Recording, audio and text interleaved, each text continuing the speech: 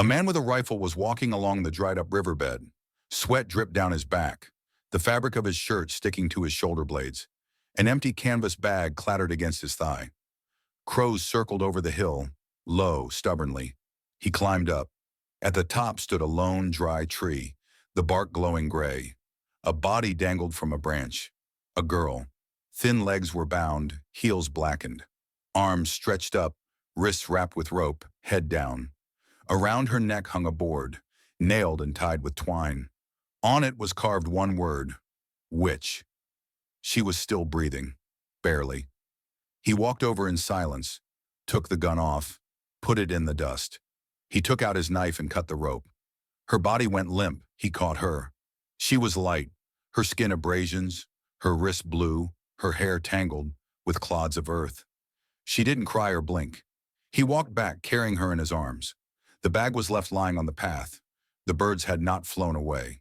He carried her in his arms. Her body didn't move, only her skin remained warm, only her breathing rare. The dust beneath his feet was viscous. The slope stretched slowly. At the bottom, in the shade of the willows, the horse waited, tethered, silent. He lowered the girl to the ground, took out a flask, dripped water on his lips. A drop rolled down her chin. Her eyes opened, gray, cloudy. "Am I going to be burned?" she whispered. He stared at the sign. The word witch burned roughly, deeply. Ilian. Not anymore. She turned her head. One of them said, "It's thin. It won't burn." Another said, "Leave it. Let the birds get it." He took the plaque off, pulled out a nail, threw it in the dust. "Where did you live?" "At my aunt's. Then in a church. Then nowhere." He wrapped her in an old poncho, put her on the horse in front of him. The sun was beating down on his back. The cross was still on the hill. The birds were still circling. "What's your name?" She didn't answer. Her eyes closed again. "All right," he said. "You'll tell me later." The horse went down the slope, slowly, carefully, to the west, to where the shadows began. The shack stood on the outskirts at the foot of the hill. The walls were warped. The door was on the hook. The roof was patched. In the courtyard was an empty barrel, an old bench, skewed, sunken into the ground. He untied the horse, took the girl off, carried her into the house. He laid her on a wide bench and put a folded blanket under her head. She did not open her eyes. Only her lips moved. "Who are you?" "No one." He went to the stove, lit a fire, boiled some water, threw a handful of leaves into the mug. He was quiet. The wind whistled outside. She lay quietly, but her fingers trembled. He held out the mug. "Drink if you can." She took it. It burned. Bitter. "So you're alive." He went out on the porch, sat on the step, smoked a cigarette. There were no crows in sight, but their shadow remained in the sky. The bench beneath him creaked. He didn't turn around. Would she run away if she could? She stood barefoot, holding on to the door jamb. Non bada. "Why?" "I'm not going to make it anyway." He nodded. He got up. "Sleep. It'll be quiet tomorrow." "You live here yourself?" "Yes. For a long time." She didn't ask why. She just went back inside. The boards creaked. Through the crack in the door, he could see her back, thin, white, with abrasions on her shoulder blades. He sat back down. The board beneath him cracked, but it stayed in place. The sky bruised purple. Smoke drifted from the chimney, thin and soft, like breath in winter. He stood at the edge of the clearing, sharpening a blade against stone. Steel rasped slow. Inside, she moved quietly, folded the poncho, touched the edge of the table, ran fingers along the grain, like she was remembering something. He came in. Boots thudded once on the threshold. "I boiled potatoes," he said. She nodded, sat on the floor near the stove. They ate in silence. One spoon passed between them. "Where are the others?" she asked. He looked at her. "There were none." "I saw them. When they dragged me. Faces in the dark. A girl with no ear." He didn't answer. Just chewed slow. After a while, she stood and moved to the door. Looked out. Twilight bled across the ground. Coyotes howled far off, thin and lonely. "Is it always this quiet here?" "Mostly." "I don't like it. Feels like someone's watching." "They are." She turned to him. Who? Your fear. The wind pushed at the shutters. He stood, poured water into a tin bowl, set it in front of her. Washington, sleep after. She dipped her hands in. Water turned brown. Beneath the dirt, small fingers, bruised but whole. She looked up. My name's June. He nodded once. Mine's Eli. Then he stepped outside again. The blade hung at his hip now, just in case. The sun hadn't risen yet, but the light was changing, blue spilling into the gray. Cold air curled under the door. June sat on the floor, knees drawn to her chest, eyes open. She hadn't slept. Eli opened the barn. The door groaned. He saddled the horse, cinched the strap, checked the rifle. Movements steady, practiced. She stepped out barefoot, stood in the frost. Where are you going? Scouting the ridge. You'll come back? He looked at her. Yes. She said nothing more, just stood there, arms around herself, as he mounted and rode toward the east. The trail wound through black rock and dry brush. No birds, no sound, except hooves on grit. At the ridge he dismounted, scoped the valley. Wind moved low over the land. In the distance, faint tracks, wagon ruts. Recent, headed south. No campfire smoke, no horses, but something off. He studied the dust, found footprints, bare, small, 3 sets. He crouched, picked up a strip of cloth, torn, stained dark. A girl's voice echoed in memory. A girl with no ear. He stood. Wind tugged his coat. He scanned the horizon. Nothing moved. He turned back. By the time he reached the cabin, the light had gone gold. He opened the door. She was there, still by the stove. You were gone a long time, she said. There are more, he said. She looked up. Still alive? Maybe. Her eyes didn't blink. I want to find them. He nodded once. Eat first. They left before first light. June rode behind him, arms around his waist, chin against his back. She didn't speak, just held on. The land rolled past. Thorns, bones, silence. They followed the tracks down into a narrow gulch. Sunlight didn't reach here, just pale mist and shadows that shifted like breath. He dismounted, raised his hand. She slid off the saddle, feet hitting cold earth. Stay behind me, he said. The brush thickened. Thorns tore her dress. Her foot caught on something. She looked down. A child's shoe. Small, scuffed, empty. They pushed forward. Then a rustle, a whisper. He turned, rifle raised. A shape moved between the rocks. Thin, trembling. He stepped slow. June stayed still. Out from behind a boulder came a girl, dirt from head to toe, one side of her head shorn raw, where her ear should have been. Scar tissue. She didn't speak, didn't run. June took a step forward. I remember you, she said. The girl blinked. You were there, when they tied me up. The girl's lips moved, but no sound came. Eli lowered the rifle. He knelt. Are there others? The girl nodded once, then pointed west, toward the canyons. How many? She held up 2 fingers, then dropped them quick, like she wasn't sure. He stood. Can she ride? June stepped forward, took the girl's hand. She'll try. They turned back. Behind them, wind swept through the gulch, erasing the prints as they went. They rode in silence. 3 now. The girl with no ear clung to June. Her breath hitched each time the horse shifted. The land grew sharper. Rock walls rose on both sides. The sun narrowed into a line above. At the canyon mouth, Eli stopped. From here, he said, we walk. They tied the horse beneath a dry ledge, quieted the stirrups, covered the tracks. He handed June the pistol. You ever use one? She stared at it, shook her head. Point, breathe, squeeze. That's all. She nodded, tucked it in her dress. They moved in, slow, low, every footstep a question. The canyon smelled of ash and old rot. Wind didn't move here. He saw it first. Smoke, thin, pale, rising behind stacked stones. He raised a hand. They froze. He crept forward, eyes scanning. Beyond the rocks, a hollow, a shelter made of canvas and sticks. Children. 2. A boy with rope burns on his wrists. A girl curled beside him, eyes wide, face hollow.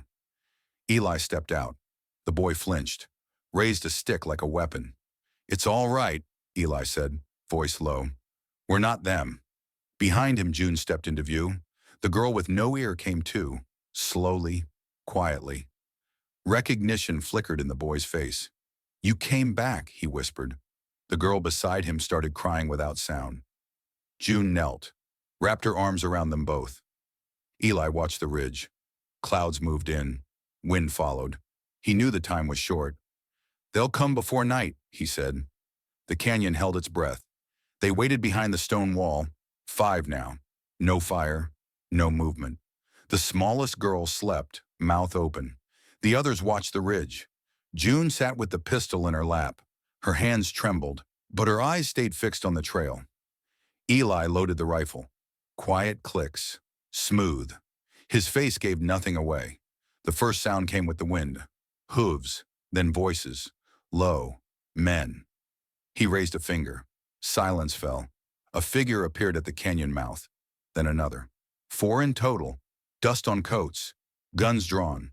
One of them called out, voice sharp. "Return what ain't yours." No one answered. Eli stayed behind the rocks, rifle steady. The men stepped closer. "You got no right. That one's branded. That one's promised." The boys take an oath. Eli rose slow, stepped into view. "They ain't yours," he said. The leader sneered. "You think you know better than God?" Eli fired. The man dropped. Chaos. Gunshots cracked through the canyon. Stones splintered. The children screamed. June pulled them down, covered their heads. The girl with no ear clung to her, teeth clenched, eyes dry. 2 more men fell. One turned to run, but didn't make it far. Then silence. Eli stood over the last body. Smoke curled from the barrel. Behind him, June crawled from cover. Her face was pale. Her hands still shook, but she kept the pistol pointed. "It's over," he said. "No," she whispered. "Not yet." He looked at the children. 3 stared. 1 wept. 1 just breathed. He nodded. "Let's get them out." They moved before dawn. Eli led the horse. June walked beside him, barefoot, dress torn at the hem. The 5 children followed, quiet, slow. No one asked where the men were. The blood on Eli's shirt said enough. The girl with no ear wouldn't let go of June's hand. They passed dead mesquite, dry river beds, bones picked clean. The wind blew sideways, sharp with dust. By midday, the youngest began to stumble. Eli lifted her into the saddle. The others kept walking. They stopped in a dry wash for water. June tore a strip of cloth from her sleeve, wrapped a blister on the boy's foot. "Why'd they call you witch?" she asked softly. The girl didn't speak, just traced a finger in the dirt, a crooked star, then crossed it out. June didn't press. They walked again. Near sundown, they reached the edge of the canyon lands. The house was still 2 days north. Eli scanned the sky. Buzzards wheeled in the west. "We'll sleep in the rocks," he said. "Not safe on open ground." He gathered wood. June built the fire. They sat close that night. No talking, only wind, crackle of flame, and the slow, steady breath of children finally sleeping. Eli didn't sleep. He kept watch, eyes on the dark, rifle across his lap. The stars came out hard and cold. Eli sat still, back to stone, eyes on the slope. June lay near the fire. 1 child pressed to her ribs, another curled under her shawl. She opened her eyes. "You ever lose anyone?" she asked, voice low. Eli didn't answer for a while. "Once." She looked at the sky. "Me too." The fire cracked. A coyote howled far off. Long, sharp, then gone. "Was it your girl?" she asked. "No," he said. "My sister." June turned her face. Waited. "They tied her to a gate," he said. "Said she brought a fever. Town let it happen." Silence fell again. After a time, June said, "Then you know." Eli didn't nod, didn't move. One of the children whimpered in sleep. He stood, stirred the coals with a stick, laid on 2 more branches. Sparks floated up like insects. "You think they'll come again?" June asked. Eli looked toward the darkness. "They always come again." They rode at first light, 1 child on the horse. The rest walked. June's feet were blistered raw. She didn't mention it. Eli noticed, said nothing. The trail cut through burnt land.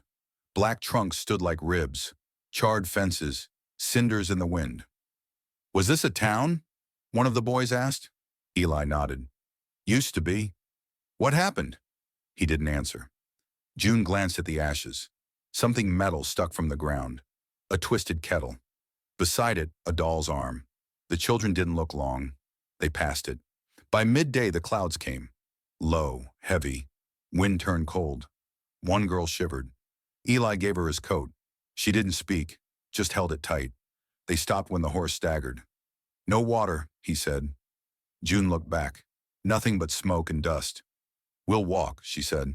They took the child down, carried her between them. That night, no fire. Too risky now. They huddled under a rock shelf. Dust blew sideways. One of the boys whispered, Are we almost there? June answered, Closer than we were. Eli didn't sleep. He watched the ridge, finger on the trigger. They moved before dawn. The ground was hard, sky the color of ash. Wind whispered through the stones, too cold for summer. The horse limped, but kept going. No one spoke. The air shifted near midday, heavy, swollen, electric. June looked up. Rain's coming, she said. Eli nodded once. The youngest girl began to cry. Not loud, not scared. Just a steady sound like something cracked open and leaking slow. June knelt, wrapped her arms around her. It's all right now, she whispered. You're not alone. The others stood still, watching. Then thunder rolled over the plain, not far off. The boy with the bruised face asked, Do we run? Eli shook his head. No. He led them toward the canyon mouth, where rocks leaned into each other and the ground dipped shallow. Dry roots hung like ropes from above, a place wind might miss. They reached it just as the sky split. Rain slammed the earth like fists. June pulled the children under the shelf, huddled tight, mud spread under them. Eli stood at the edge watching. Lightning flashed. For a second the land lit silver, black silhouettes of cacti, torn clouds. Nothing moved out there. Then dark again. He crouched down. Sleep, he said. We'll get moving soon. But no one slept. Rain turned to a hard hiss, like something breathing just outside.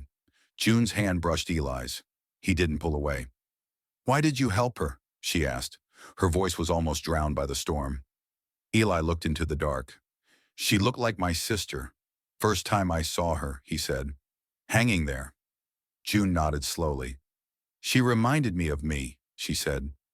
The rain softened for a moment. A pause. Like the land was listening. Then thunder again. Deep, long, shaking the ground beneath them. One of the children murmured something in sleep. June shifted, curled her body around them like a shield. I was 13, she said. They said I was cursed. Ma believed it. Told them to take me. Eli didn't answer.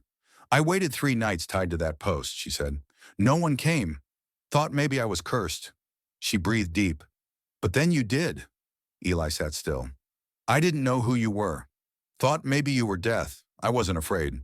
She looked over at him. But you weren't. He didn't move. Didn't speak. Outside, the rain eased. Just a soft patter now. Eli stood, looked toward the open plain. Sky's clearing. We go now? He shook his head. We wait an hour. Let the ground settle. She nodded. The children were asleep now. All 5. June leaned her head back, eyes closed. For the first time, her hands were still. Eli sat with his back to the wall, rifle across his lap, eyes on the open world beyond. The storm passed. The land steamed gently. For the first time in days, the wind smelled like life. They moved after sunrise. The land shimmered, wet now, dark with rain. Each step sank half an inch into softened dirt. Their boots left marks. The horse followed slower. The youngest rode, arms wrapped tight around the saddle horn. Eyes closed. By noon, the hills changed. Less jagged, more green. Mesquite trees leaned in clusters. A bird called from somewhere high. Eli stopped. There, he said. At the edge of the ridge stood a house. Low, long, built from stone and mud, part of it sunken into the hill. No smoke, no sounds. June frowned. Abandoned? Shouldn't be. He led them down slow, hand near the trigger. The door was gone. Just a black frame. No glass in the windows. One shutter hung sideways, banging gently in the breeze. Eli stepped in first. Dust on everything. A child's drawing pinned with a nail. A cradle in the corner. Broken. Dried blood near the threshold. Old and brown.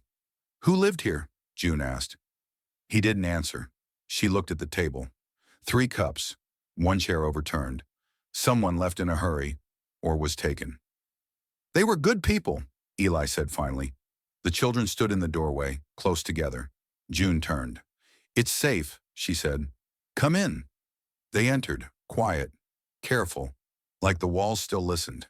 Eli checked the back room. Empty. A pile of burned cloth in the hearth, a single boot under the bed, no body. That night they made fire in the old stove. June boiled water. She found some oats in a sealed tin. Moldy, but the center was dry. They ate without speaking. Wind scratched at the roof. Later, as the children slept huddled near the embers, June sat across from Eli. "You knew them?" she asked. He stared into the flame. "Woman named Ruth. Widow. 3 boys. I passed through here last spring, gave them venison, fixed their door." June looked toward the broken frame. Wind moved the curtain like a ghost. "What happened?" He looked at her, eyes dark. "Same men who hanged you." June didn't move. "They're getting close," she said. Eli nodded. She added, "We can't keep running." "No." Silence stretched long. Then Eli said, "There's a cave near Bear Ridge. Water, shelter. 1 way in." June looked at the sleeping children. "How far?" 2 days. "All right." Eli stood, checked his rifle, sat again. Neither of them slept. Outside, the wind carried faint howls. Not coyotes. Too steady. Too human. They left the house before dawn.